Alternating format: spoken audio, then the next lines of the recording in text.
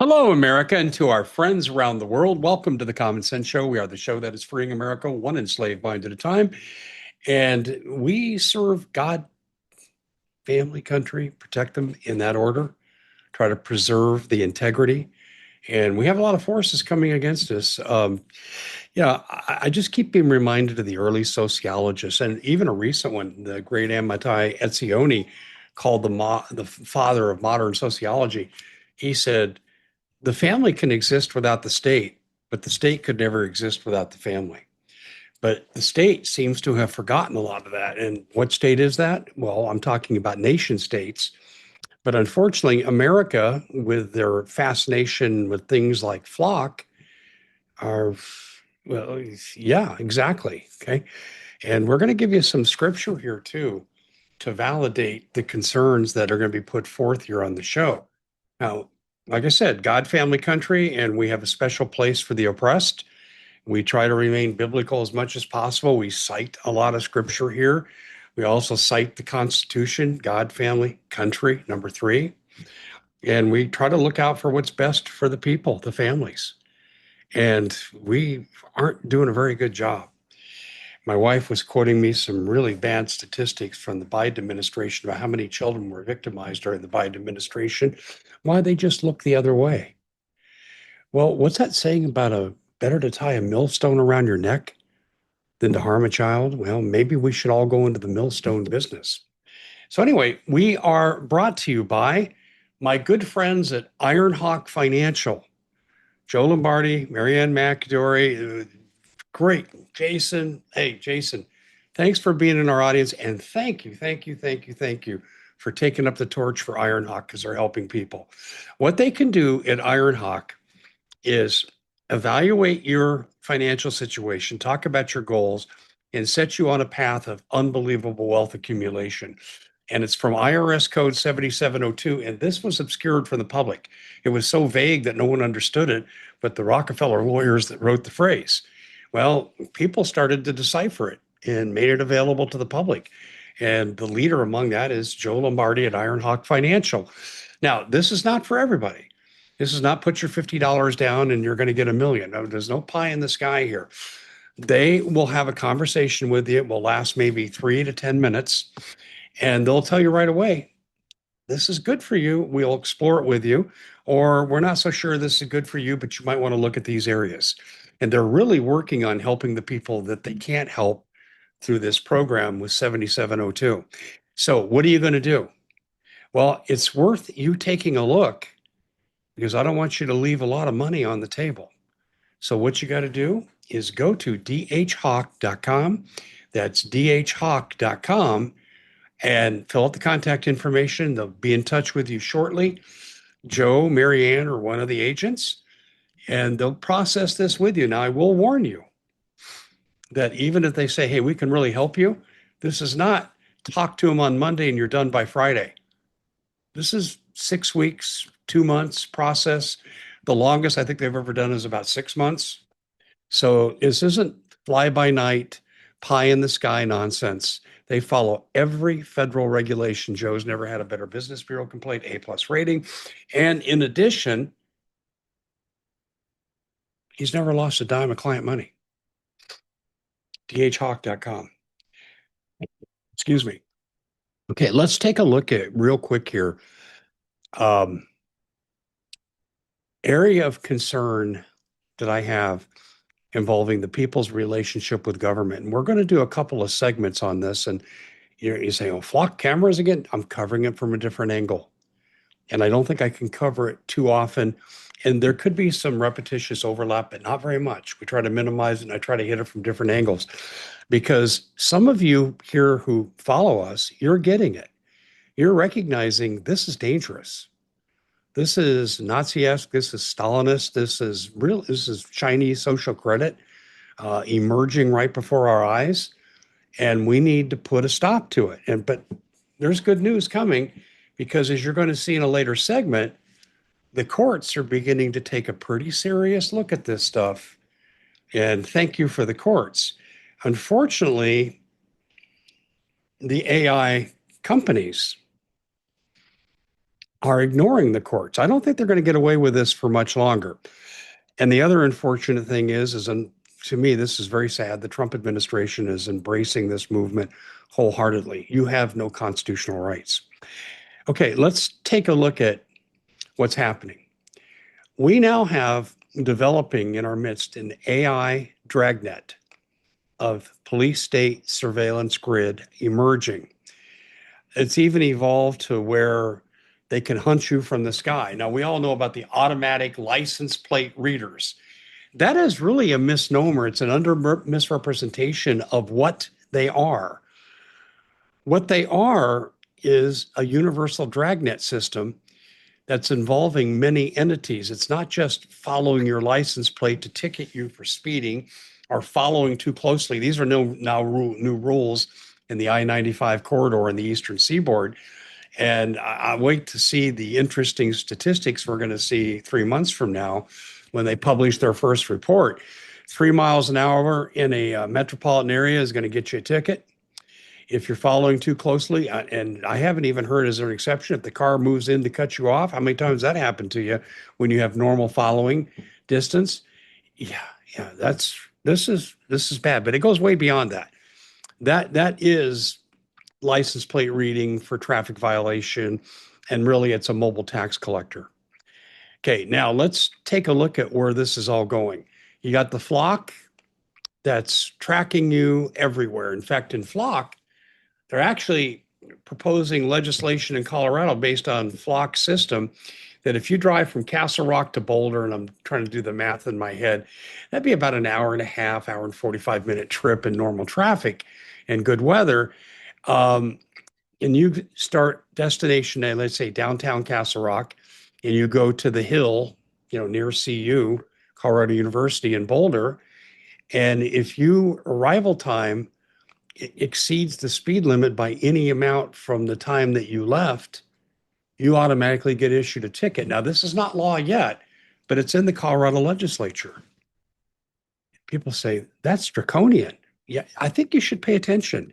Now, it's not just license plate readers anymore. Okay. Block is being taken out of a lot of towns and cities. The closest suburb to us in Phoenix that we live near is Surprise, Arizona. And their city council has bent to pressure and they're removing the flock cameras. I got bad news for you. People driving through Surprise, this ain't the end of it.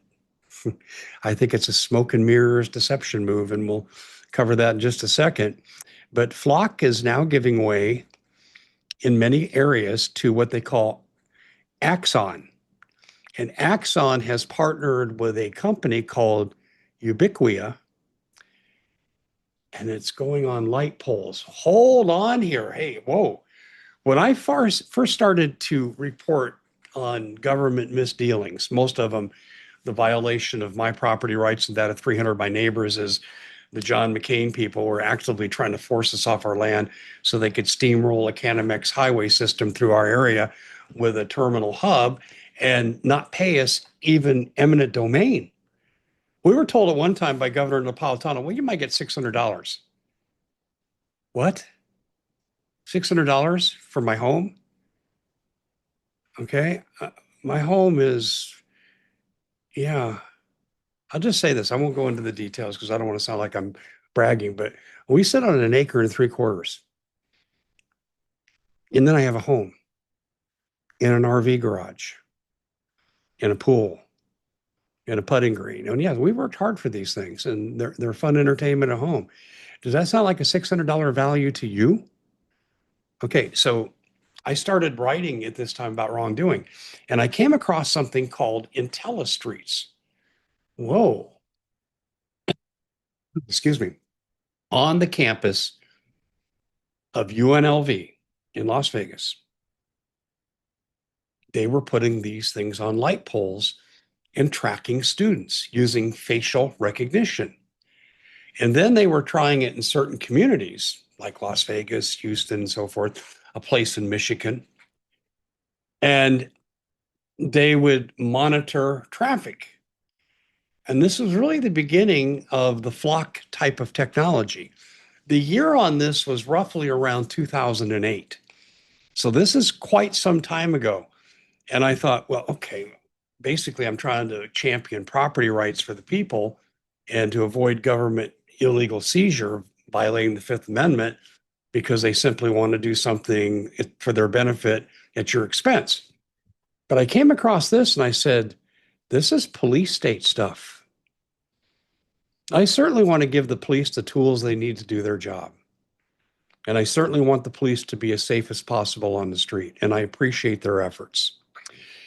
But I don't want my personal information, my travel habits, in the hands of data brokers that make money off my private information and then end up turning it around against me. For example, with this Axon system, reports can be sold to your insurance company. And why did my insurance go up $1,000 this year?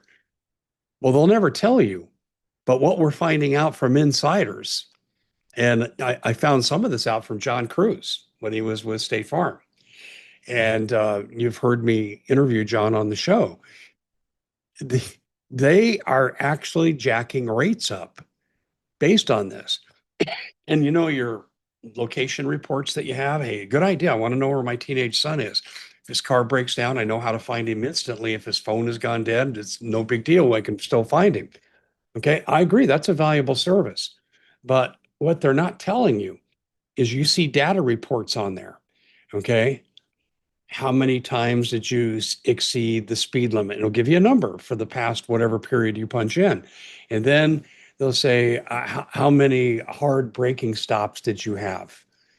Now, this is being done, I don't think for your benefit. You know when you have to put on the brakes. You look down at the speedometer, you know what speed you're going. You don't need that. That's data being sold.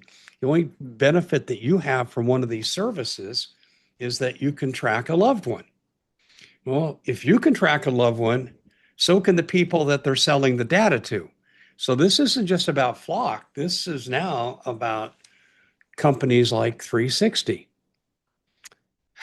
Hard braking stops, distracted driving. And I haven't figured out how they get the distracted driving because, first of all, I don't make cell phone calls or text messages when I'm driving, but I can receive them simply right above my speedometer in other data is I'll get a boop, it'll pop up, okay, text from, just put your finger on it, same as changing a radio station. And then you get the message. Then you get a voice prompt saying, would you like to respond? And if you say no, it shuts down. If you say yes, okay, what's your message? You say it. And when you stop talking, they say, ready to send? Yes. And then it's sent. You're not engaged in distracted driving. But I suspect when I travel to the 15 miles to one of the gyms that I like to go to, okay, I'm not making calls. I'm not receiving calls except through this system, okay, because I don't want to be distracted.